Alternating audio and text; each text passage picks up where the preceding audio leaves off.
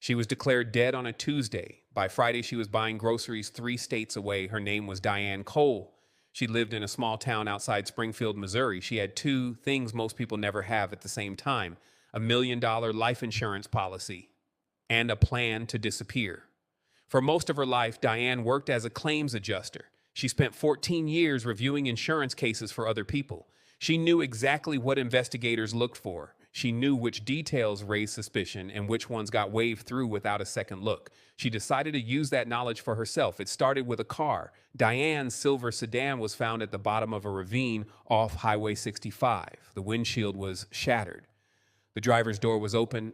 There was blood on the seat. Investigators searched the woods for 3 days. They never found a body. Why would someone fake this well and still get caught? Diane had thought of almost everything. She took out the policy 14 months earlier, just past the contestability period most insurers use to flag suspicious claims.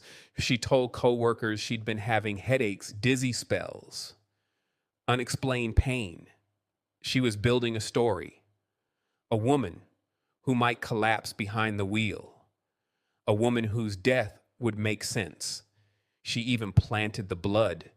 It belonged to a stray dog she'd hit with her car weeks before, kept frozen in a bag in her garage freezer. On the night she disappeared, Diane drove the sedan to the ravine herself. She staged the wreck exactly the way she'd seen dozens of real accidents documented in old case files. Broken glass scattered in the right pattern, the door left open at the right angle. Then she walked 2 miles through the dark to a rental car she'd hidden a week earlier under a tarp behind an abandoned barn. Her husband, Mark Cole, filed the missing persons report himself. He cried on local news. He told reporters his wife would never leave her elderly mother behind. For a while it worked, and the county ruled it a probable accidental death. The insurance company began processing the claim. Search teams combed the riverbank for 11 days. Volunteers from 3 counties joined the effort. A billboard with Diane's photo went up on the interstate. Nobody suspected the missing woman was watching the search from a motel room 200 miles away, following it all on the local news. But one detail didn't sit right with the lead detective, a woman named Carol Reyes. The blood at the scene tested positive for canine DNA. Reyes didn't say anything publicly. She sat on it. She wanted to see what Diane's family did next. She'd worked cases like this before, not often, but enough to know a real accident victim doesn't bleed like a dog that's been hit weeks earlier and kept in a freezer. Something about the timeline felt rehearsed. 6 weeks after the accident, Mark filed for the insurance payout. Reyes quietly requested his phone records. Most calls were routine, family, work, but one number kept appearing, a prepaid phone with no name attached. Calling from a small town in Oklahoma, she traced the tower pings. Each call originated from the same 3-mile radius near a town called Chandler. What was Mark's wife doing calling him from 400 miles away 6 weeks after her funeral? Reyes drove out herself. She spent 2 days showing Diane's photo around town. Nobody recognized the picture. Diane had cut her hair short and dyed it dark. She'd lost weight. She wore glasses she didn't need. She'd even changed the way she walked, slower, shoulders forward, nothing like the confident stride coworkers remembered. She'd built herself into someone else entirely. Reyes started to wonder if the trip had been a waste. Maybe the phone calls meant nothing. Maybe Diane really was gone and Mark was just grieving in strange ways. Then Reyes got lucky. A gas station clerk mentioned a woman renting the apartment above the hardware store, kept to herself, paid cash, went by the name Denise. Reyes almost missed her, but then a small county newspaper ran a feel-good piece about local residents and printed a group photo from a church fundraiser. Denise stood in the back row, smiling, holding a casserole dish. Reyes almost scrolled past it. It was buried on page 11 next to a story about a school bake sale. She stared at that photo for a long time. The bone structure was the same. The eyes were the same. Diane had changed her hair, her weight, her name, her entire routine, but she couldn't change the shape of her own smile.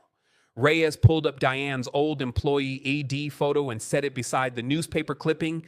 Side by side, there was no mistaking it. She applied for a warrant that same afternoon. She found Diane, now Denise, at the hardware store apartment. When Reyes knocked, Diane opened the door, already knowing. She didn't run. She didn't argue. She said one sentence, "I knew it would be a photo." Diane later told investigators she'd avoided cameras for months. No social media, no driver's license photo in her new name, no security footage if she could help it. She thought she'd covered every angle. She never expected a small town fundraiser to be the thing that ended it.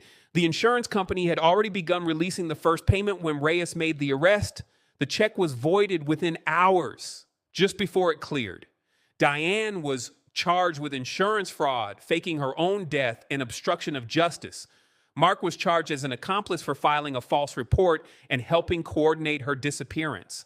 At trial, prosecutors laid out the entire timeline, the policy taken out 14 months before the accident, the staged wreck on Highway 65, the frozen dog blood used to fake evidence of injury, the prepaid phone calls to Chandler, Oklahoma, and finally the photograph that undid 14 months of careful planning.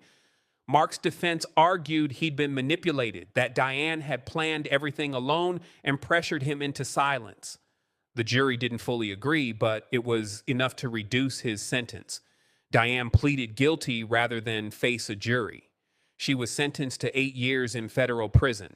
Mark received 3 years for his role in the cover-up. The insurance company recovered every dollar they'd already paid out, plus damages for the cost of the investigation. Diane's case is now used as a training example for fraud investigators studying staged death claims. Detective Reyes later said the case taught her something simple.